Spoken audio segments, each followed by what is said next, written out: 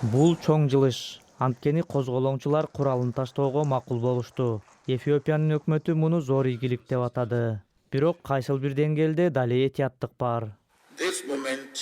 Бул учур тынчтык орнотуу жараянынын аягы эмес, башталышы гана. Буга чейинки ок атышпоо келишими август айында бузулган. Бул кадрлар ошондон бери эл аралык медиа тарабынан биринчи жолу алынды. Бомбаланган балдар аянтчасы. Эфиопиянын өкмөтү алар карапайым калкты бутага албаганын дайыма ырастап келет. Бул чоң апа акыркы жолу болгон уруштан качып келген. Ал жакта балдарым, неберелерим калды дейт ал. Бирок алар аманбы жокпу билбейт. Качып чыккандар үрөй учурган окуяларды айтышууда.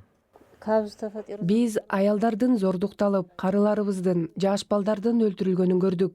Андан улам коркуп бул жакка келдик. Бул согушта көптөгөн мыкаачылыктар болуп жатат. Блокаданын жана ачарчылыктын айынан кишилер өлүп атат. Дары-дармектин жетишсиздигинен балдар өлүүдө. Адамдарды жоготуп жатабыз. Бул аймак дээрлик 2 жыл бою өлкөнүн калган бөлүгүнөн жана дүйнө менен байланышы үзүлгөн. Мында жашаган эл банк, байланыш каражаттары жана электр энергиясы жок калышты. Гуманитардык уюмдар Тиграйдын түндүгүндө дээрлик баары тамак ашка муктаж экенин айтышууда. Алар кадимки жашоого кайтып келүүнү эңсеп жатышат. Меккелледеги эң ири ички жер которгондордун лагеринде Аксефа Сергий үй бүлөсү үчүн жер жемиш өстүрүүнүн аракетинде. Бирок ар бир түшүм аны бушайман кылууда.